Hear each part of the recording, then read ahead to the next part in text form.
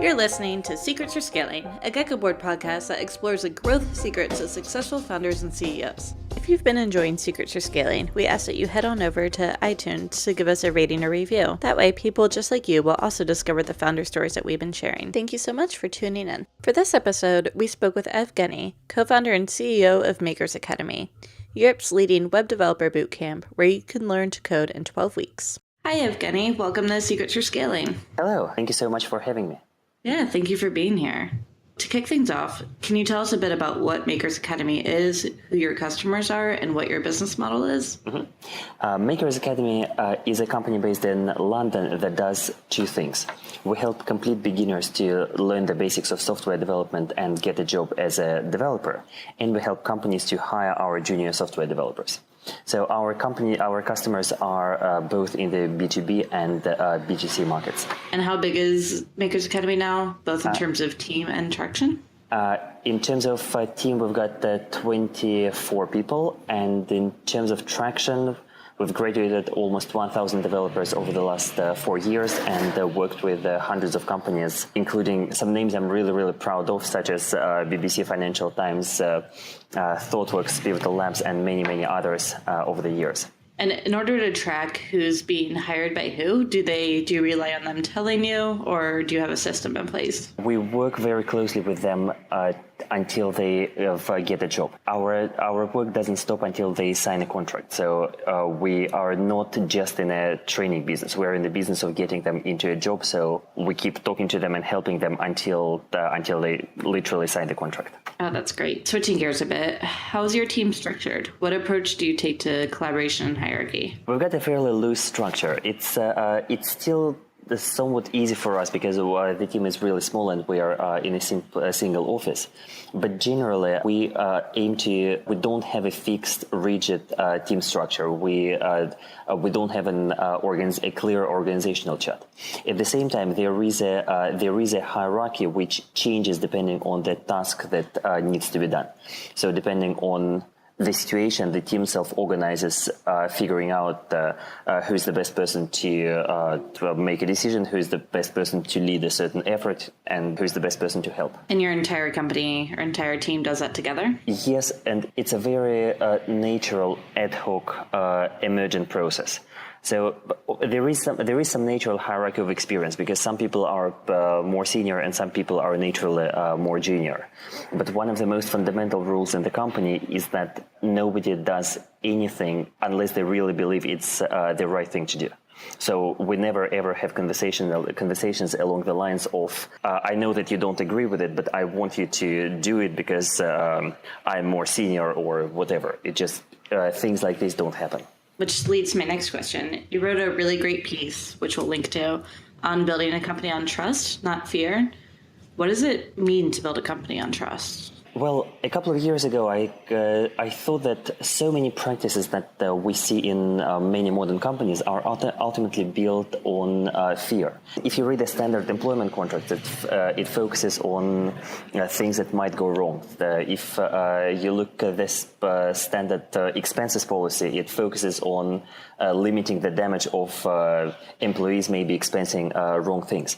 So we started thinking, what would it be to start with the premise that every team member is ultimately trusted to do the right thing for the company, and how far we can push it. And we pushed it to trusting everyone to choose what they do at Makers Academy, how to do it. It extends to things like self-setting salaries, unlimited holiday policy, to spending company money as they see fit, and so on. So we're trying to maximize the autonomy as much as possible. So you touched a bit on how you put that into practice at Makers Academy, but I would love to dig in a little bit more and learn more about how this has impacted the way your team works together. So in practice, there is a great degree of self-organization. So as a team, we align ourselves at a very high level of what the purpose of the company is, why we exist, what's important for us as a team. And then everyone self-organizes to figure out how to contribute, how to get the company closer to that purpose. So instead of setting a goal at the top level, for example, we need to make so much money in the revenue or profit by Christmas, we guide ourselves by asking ourselves, what is the purpose of the company and what can we do today to get closer to there? So in practice, it looks like a lot of self-organization. So how do you communicate that purpose? We discuss it fairly often on an ongoing basis, and we often refer to it when we are making decisions. Ultimately, the one thing which connects everything we do inside the company and outside the company for our clients stems from the fact that we really believe that everyone should have a job they love. And we're trying really, really hard to make sure that everyone at Makers Academy has a job they truly love, and that we are doing the same for our developers. When they leave Makers Academy and join one of the companies as software developers, we really want them to have an absolutely awesome job that they will really, truly love. With such a loose structure and so much autonomy, how do you keep your team focused and aligned around that purpose? I think we're not striving for perfect alignment. The problem with perfect alignment is that it's possible to achieve it when everyone is clearly contributing to some clear top-level company goal. But if we try to do this, we lose a lot of autonomy at an individual level. And to me, this is really detrimental. So we do accept a certain degree of ambiguity and, let's say, very loose alignment. So sometimes people may disagree on how exactly things are going to be done, and they may do two things in parallel, which may look inefficient in the short term. But ultimately, over the long term, it produces fairly impressive results. So to put it another way, we're trying to start with the premise that smart people are motivated by autonomy, mastery, and purpose, following the research by Daniel Pink in his book Drive, published a few years ago. And if we start with the premise that we're motivated by autonomy, mastery, and purpose, it follows that it makes sense to maximize the autonomy for each individual employee and trust them that they will figure out how to use their skills to help the company to achieve its purpose. It's different from what most companies are trying to achieve, because I guess the common wisdom is that everything that happens in the company should really be aligned with a top level company goal. That there is a clear link between all actions. And yes, there is a lot of wisdom in this, but we find it helpful to accept a certain degree of ambiguity. In other words, we're comfortable with uncertainty. So is there anything that you do specifically to help build that trust, especially with new employees or when you're interviewing employees? When we're interviewing, one of the key questions that we are asking is what extent the life journey of this person is going to be aligned with the journey of the company.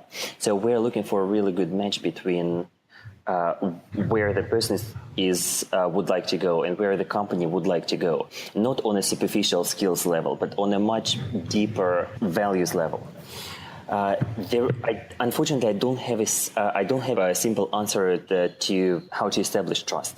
But some of the things that really help are open and candid feedback, being really transparent and really open, being willing to be vulnerable and having a reasonably small ego.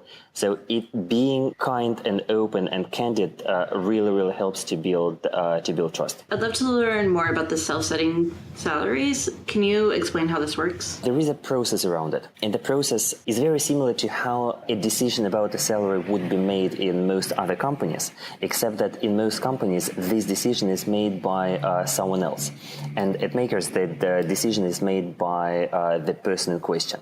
But they don't pull a number out of thin air and just announce it. The process involves writing a fairly detailed essay that explains what their job is, what are their arguments for the change in salary, why they chose a specific change in salary or no change in salary, as it occasionally happens.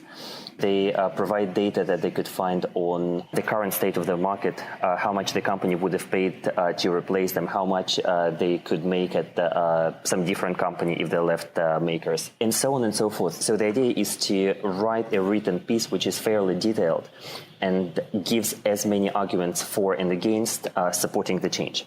Then this document is discussed by the team for a couple of weeks, and then the person makes a decision taking the feedback into account. It's really important to say that it's not an approval process. It's pretty much impossible to get everyone on board. There will be people who will support it and people who will not support it, and it's perfectly fine. But what must happen is that we expect the person making a salary change to listen to everyone, to understand their concerns, and to make the best decision for the situation. And at the end of the day, they set their salary, right? You don't have to approve anything. There's no approval process after that point? Yes, ultimately it's their decision, yes. How has that approach worked so far? What have been the results? So we've been using this process for over a year and a half now. So we started in 2015, and so far it's working. As in, we're still alive, we're profitable, growing, people get paid, people get raises, people join the company, and so on. So if you look at the state of our payroll today, you probably wouldn't have guessed that the team sets their salaries themselves. It's reasonably close to the market and reasonably close to what I think I would have done if I were doing it manually by myself. I'd imagine that a lot of that has to do with the trust you've built within the company and the fact that you expect them to do the research behind the market rate for their salary. Has anyone ever not given themselves a raise after being there for a year? Yes, there was. So, for example, just today, a few hours ago, a colleague of mine wrote a salary essay which explained that she looked at her salary, looked at the market and a few other reasons, and decided not to change it. There was a case of one person who didn't change his salary for a fairly long time, even though it was clearly overdue. Ultimately, he decided to give himself a well-deserved and fairly substantial raise. Do you have any tips for companies who might want to take a similar approach? Yes, start it as early as possible if you are thinking about it at all. I don't think it's possible or it's going to be increasingly difficult to make a change like this if the company's culture is already established. It's much easier to build a company in a certain way when it's still small. Switching gears a bit, what's been your biggest personal challenge as a founder so far to date? For me, some of the biggest challenges over the last few years were managing my own psychology. I've been struggling quite a bit with anxiety and depression, and at times it was and sometimes still is difficult. I think that's something that a lot of founders and people in general can relate to. What have you done to help overcome that? I don't think there is a silver bullet, but things that did help. I think number one thing is being open about it with people who are close to you. I found it very liberating to talk to the team about my struggles and explain that this is what I'm going through, these are my symptoms, this is how it's going to affect my work, and just sharing it with them. And I sought some medical help. I went to see a psychiatrist, and I worked with a therapist, which also helped quite a bit. Executive coaching really helped. I went to It's not exactly therapy, but I went on a couple of retreats with the guys from Reboot.io. They do CEO bootcamps in Colorado, which are absolutely awesome. And if anything, it made a big positive difference to my mental fitness. But ultimately, there is no silver bullet. It's knowing yourself. It's understanding what makes you happier, what makes you anxious, what makes you depressed, and managing your life on a day-to-day basis. But yeah, it's something which is really easy to neglect, and there is a price to pay for it. Unfortunately, if I neglect my emotional state, I make bad decisions. I communicate in a different way, and ultimately, my team, my company, and myself, we all suffer. Now that Makers Academy is over 4 years old, what's your biggest piece of advice to founders who are just starting to scale their business? I wish I didn't take myself and the business so seriously in its first years. Yes, starting a company is a big deal and so on, but I still wish I kept some perspective and remember that yes, it's important, but it's still not the end of the world. It's not a life and death situation. Advice I often give to to early stage founders is just let it go a little bit. Relax and take a third person perspective, because a lot of the stress, a lot of the difficult emotions that founders often experience come from self-imposed pressure. If you find a way to deal with this self-imposed pressure, if you just take the life and yourself and your business a little bit less seriously, it may ultimately be more successful. And I think that's a great point to wrap up at. Thank you so much, Evgeny, for joining us today. Thank you, Shannon. Thank you so much for having me. Thank you for listening to Gecko Board's Secrets for Scaling podcast. If you know of someone who you think would be a great guest for Secrets for Scaling, or if you want to share your own scaling story, email me anytime at shannon@geckoboard.com. We'd love to have you. If you've been enjoying Secrets for Scaling, please consider giving us a review on iTunes. We'd appreciate it.